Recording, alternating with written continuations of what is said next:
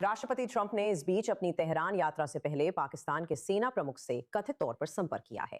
3 सूत्रों ने रॉयटर्स को बताया कि राष्ट्रपति ट्रंप पाकिस्तानी नेता से ईरान को फिर से वार्ता की मेज पर लाने में मदद करने के लिए कह रहे हैं। रिपोर्ट्स के मुताबिक उन्होंने पिछले हफ्ते फील्ड मार्शल एसएम मुनीर को भी फोन किया था, क्योंकि मुनीर अब पाकिस्तान के गृह मंत्री के साथ तेहरान में है। सेना ने इस दौरे को क्षेत्रीय शांति और स्थिरता को बढ़ावा देने का प्रयास बताया है।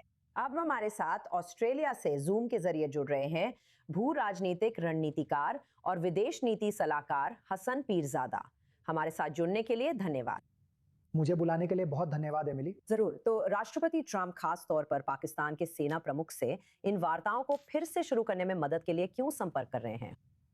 मुझे लगता है कि पाकिस्तान के सेना प्रमुख ट्रंप के लिए बैक चैनल का काम कर रहे हैं। अभी भी एक वजह है, अभी भी शांति की ओर एक रास्ता है, मुझे ऐसा ही लगता है। सबसे महत्वपूर्ण बात यह है, जैसा कि आप कह रहे हैं, कि राष्ट्रपति ट्रंप ने असीम मुनीर, फील्ड मार्शल असीम मुनीर से संपर्क किया है, और मुझे भी ऐसा ही लगता है। पाकिस्तान से कहा गया है कि वह अपने प्रभाव का इस्तेमाल करे ताकि ईरान को फिर से बातचीत में लाया जा सके। जबकि दूसरी तरफ आप जानते हैं, ईरान पर आर्थिक प्रतिबंधों के साथ दबाव डाला जा रहा है। मुझे लगता है कि इससे आपको सब कुछ पता चल जाता है कि वॉशिंगटन को इस समय पाकिस्तान पर कितना भरोसा है। इसका मतलब यह बिल्कुल नहीं है कि पाकिस्तान ने अपनी मर्जी से कोई कूटनीतिक भूमिका निभाने की पेशकश की है, जिसकी किसी ने मांग भी नहीं की थी। लेकिन ट्रंप खासतौर पर मुनीर की तरफ इसलिए रुख कर रहे हैं क्योंकि उनका मानना है कि असीम मुनीर तेहरान को वो संदेश पहुंचा सकते हैं जो वॉशिंगटन इस समय खुद नहीं पहुंचा सकता। मुझे लगता है कि पाकिस्तान के पास कुछ ऐसा है जो बहुत कम देशों के पास है।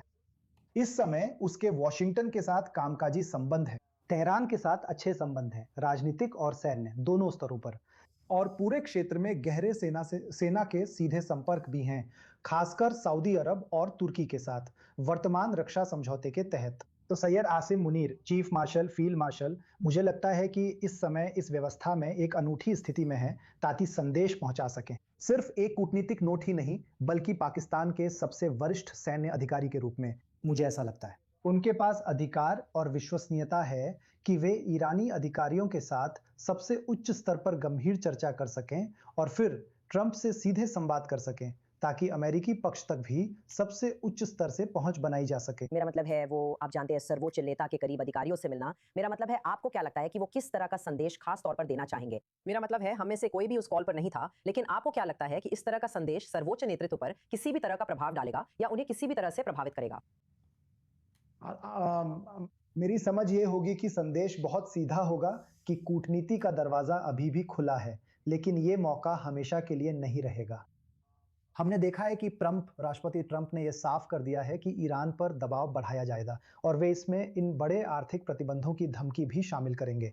इसी के साथ आसिम मुनीर के तेहरान में होने से यह दिखाता है कि वो अब भी तेहरान के साथ संवाद करना चुन रहे हैं, इस राजनयिक दरवाजे को खुला रखकर। मैं इसे महत्वपूर्ण मानता हूं। यह मुझे संकेत देता है कि वॉशिंगटन अब भी मानता है कि इस मामले में बातचीत के जरिए समाधान संभव है और आसिम मुनीर इसकी कुंजी हैं। मेरा मानना है कि सेना प्रमुख फील्ड मार्शल आसिम मुनीर में वो क्षमता है कि वे ये संदेश तेहरान को इस तरह से पहुंचा सकते हैं जो वॉशिंगटन से मूल रूप से अलग है, इसे सीधे या ओमान या कतर के जरिए पहुंचाना। और उनके पास वो क्षमता है, उन्होंने पहले भी ऐसा किया है। वो पिछले 4 महीनों में 2 बार तेहरान गए हैं और ईरानियों को बातचीत की मेज पर लाने में सफल रहे हैं, और फिर उन्हें स्विट्जरलैंड भी ले गए, जहां इस्लामाबाद मेमोरेंडम ऑफ अंडरस्टैंडिंग पर भी हस्ताक्षर किए गए थे। और साथ ही उन्हें सऊदी अरब पर हूती हमलों पर भी चर्चा करनी है और पाकिस्तान के सऊदी अरब और तुर्की के साथ नए रक्षा समझौते पर भी चर्चा करनी है। क्या आपको लगता है कि वे खुद को एक मध्यस्थ के रूप में स्थापित कर सकते हैं? बिल्कुल, क्योंकि पाकिस्तान के संबंध ही वो वजह हैं जो पाकिस्तान को एक मध्यस्थ के रूप में प्रभावशाली बनाते हैं। पाकिस्तान के सऊदी अरब और तुर्की के साथ संबंध उसकी ईरान के साथ विश्वसनीयता से समझौता नहीं करते। असल में ये तो उल्टा ही है। पाकिस्तान के पास अब इस क्षेत्रीय विभाजन के पार ऐसे संबंध हैं जिन्हें कोई भी खाड़ी या पश्चिमी देश दोहरा नहीं सकता। पाकिस्तान के करीबी रणनीतिक संबंध हैं, जैसा कि मैंने कहा, सऊदी अरब और तुर्की के साथ। लेकिन पिछले कुछ महीनों में उस युद्ध के दौरान पाकिस्तान ने ईरान के साथ भी राजनयिक और आर्थिक संबंध बनाए रखे हैं।